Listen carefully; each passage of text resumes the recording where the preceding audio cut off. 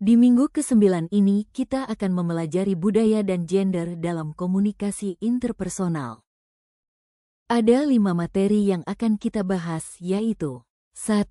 Budaya dan komunikasi interpersonal 2. Komunikasi antar budaya 3. Gender dan komunikasi interpersonal 4.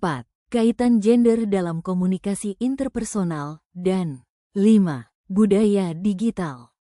Kita mulai dari yang pertama yaitu budaya dalam komunikasi interpersonal.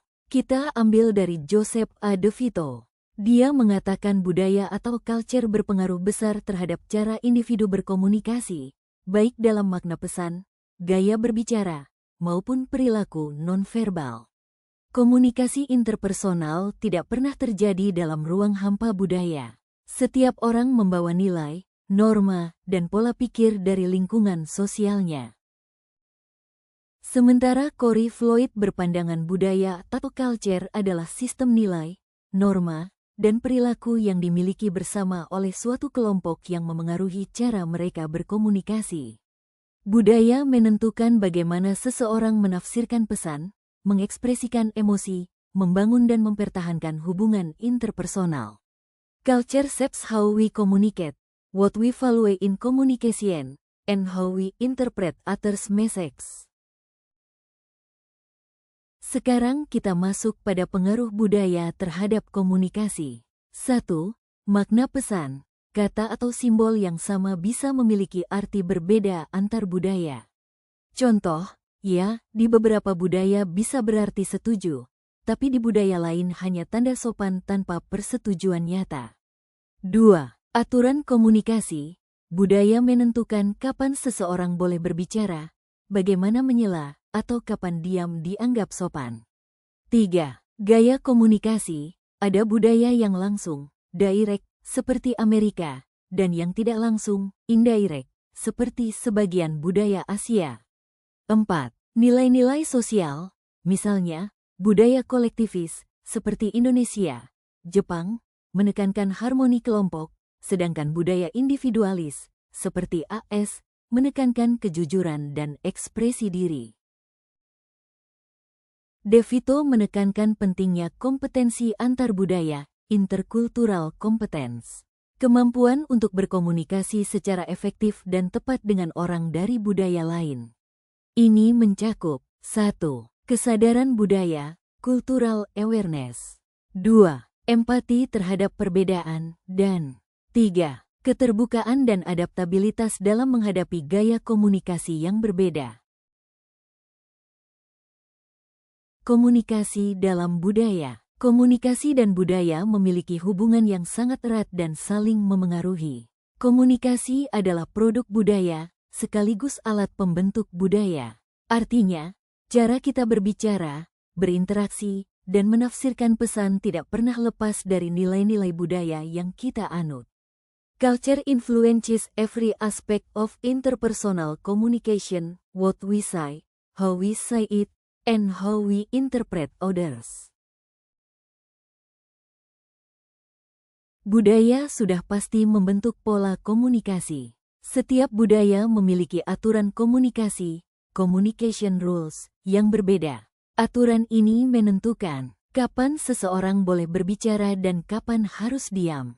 Bagaimana cara menyampaikan pendapat atau ketidaksetujuan? Sejauh mana orang boleh mengekspresikan emosi secara terbuka? Contoh, di budaya Asia Timur atau Indonesia, diam bisa berarti sopan dan menghormati. Di budaya Barat, diam bisa ditafsirkan sebagai tidak tahu atau tidak tertarik. Komunikasi yang efektif harus disesuaikan dengan konteks budaya tempat komunikasi berlangsung.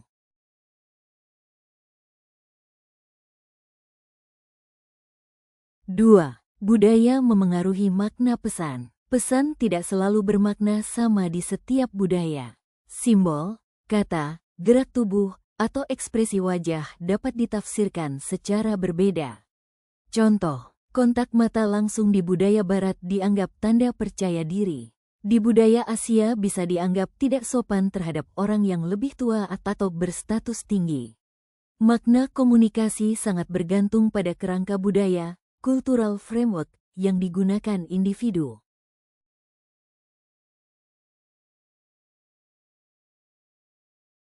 budaya dan gaya komunikasi. High context culture, konteks tinggi.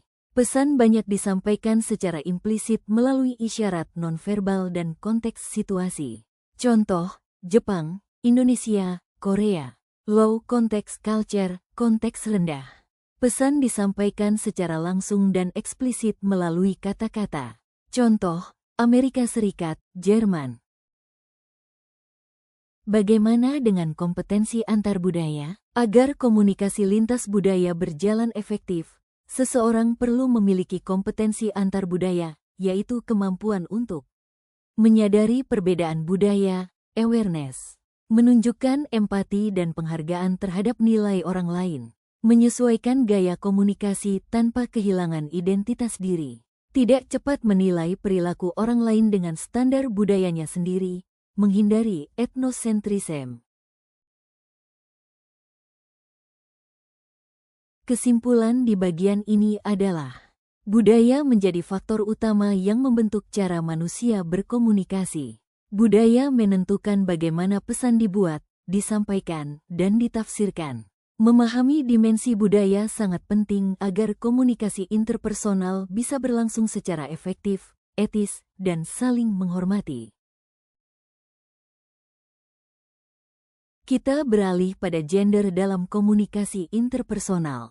Gender juga memengaruhi cara seseorang mengirim dan menafsirkan pesan interpersonal. Tapi perbedaan ini bukanlah sifat biologis semata, melainkan hasil konstruksi sosial, cara masyarakat mendidik laki-laki dan perempuan untuk berkomunikasi. Apa saja perbedaan gaya komunikasi berdasarkan gender? 1. Perempuan cenderung lebih berorientasi pada relasi dan empati, menggunakan komunikasi untuk membangun kedekatan emosional.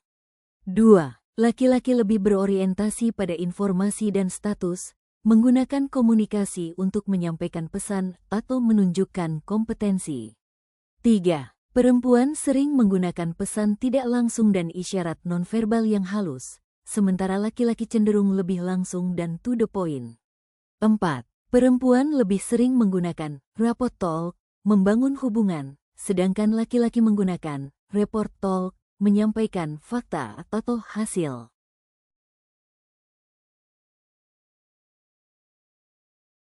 Dampak gender dalam komunikasi. De Vito menekankan memahami gaya komunikasi lintas gender membantu menghindari kesalahpahaman. Laki-laki mungkin menafsirkan gaya perempuan sebagai tidak tegas, padahal itu bentuk kesopanan. Perempuan mungkin menganggap gaya laki-laki kasar, padahal itu ekspresi kejujuran langsung. Kesimpulannya adalah, budaya membentuk apa yang dikomunikasikan dan bagaimana kita berkomunikasi. Gender memengaruhi gaya dan tujuan komunikasi. Untuk menjadi komunikator interpersonal yang efektif, seseorang perlu paham, sensitif, dan adaptif terhadap perbedaan budaya dan gender. Sekarang kita masuk ke budaya digital. Bagaimana perkembangan teknologi dan media digital membentuk cara manusia berkomunikasi? De Vito tidak menyebut digital culture, tapi communication and technology dan mediated interpersonal communication. Apa saja ciri-ciri budaya digital? Anda bisa membandingkan budaya tatap muka dan budaya digital dalam tabel di bawah ini. Lalu bagaimana pengaruh budaya digital terhadap komunikasi? Pertama, kita lihat dari cara berinteraksi. Lebih cepat, pesan bisa dikirim dalam hitungan detik. Lebih luas, bisa menjangkau siapapun di seluruh dunia. Interaksi digital berpotensi kurang personal karena kehilangan unsur nonverbal yang penting dalam memahami emosi dan makna pesan. Kedua, pembentukan identitas diri dalam budaya digital. Individu dapat membangun dan mengelola citra diri, online identity, sesuai keinginan. In mediated communication, you can shape and control how others see you more easily than in face-to-face interaction. Seseorang bisa menampilkan versi terbaik dirinya, tapi juga bisa menimbulkan perbedaan antara identitas nyata dan identitas digital. 3. Hubungan interpersonal. Budaya digital memudahkan hubungan terjalin lintas jarak dan waktu, tapi juga menghadirkan tantangan. Kedekatan semu, pseudo intimasu, terasa dekat secara online, tapi belum tentu memiliki kedalaman emosional. Salah tafsir pesan, minim isyarat nonverbal. Ketergantungan digital, hubungan interpersonal bisa terganggu karena penggunaan media sosial yang berlebihan. Lalu apa etika dan tantangan dalam budaya digital? Etika komunikasi digital, digital communication ethics.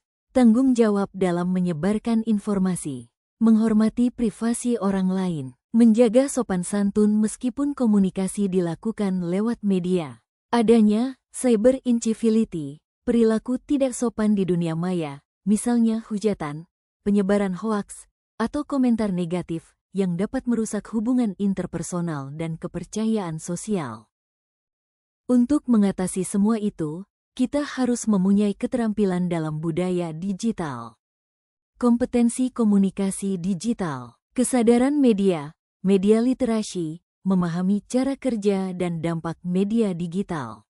Empati digital, digital empati, mampu merasakan emosi orang lain meskipun tanpa tatap muka.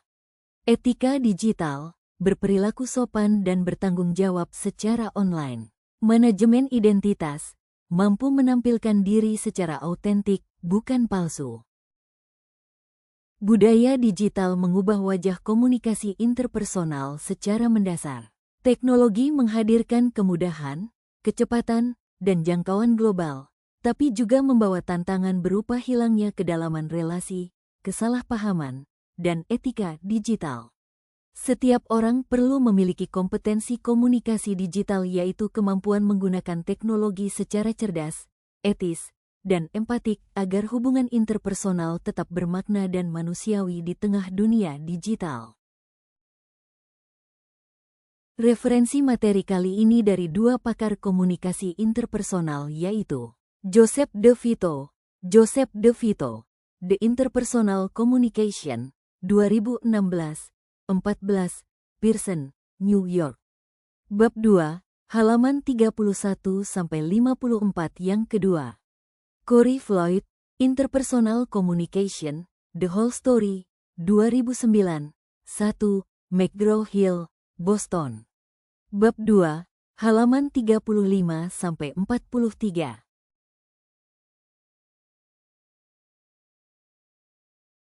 Terima kasih. Semoga bisa mengerti dan memahami materi kali ini.